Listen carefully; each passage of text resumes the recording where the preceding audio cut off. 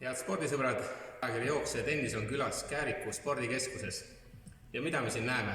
Me näeme suurepäraseid võimalusi aktiivselt puhata, teha sporti ja aega veeta. Käärikul on väga palju uut tehtud, sellest saate jooksest ja tennisest lugeda. Siin on olemas kõik sisevõimalused spordi tegemiseks. Praegu oleme siin suurepärases jõusaalis, saab joosta, kergejõustikku teha, saab igasugu mänge mängida. Suvel saab siin loomulikult tennist mängida, aga nagu teada, ka tennisistidel on talv ju see periood, kus tuleb teha palju füüsilist ettevalmistust.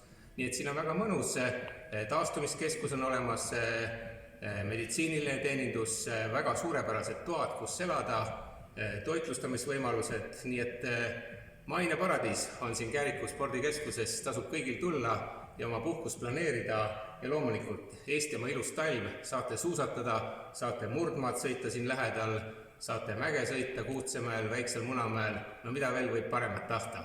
Nii et kõik inimesed, mõelge, aktiivne puhkus kulub praegu kõigil ära, see toob teile energiat, toob teile sära silmadesse, toob tervist, mis kõige tähtsam, Kääriku spordikeskus ja Lõuna-Eesti mõnusad olud ootavad teid.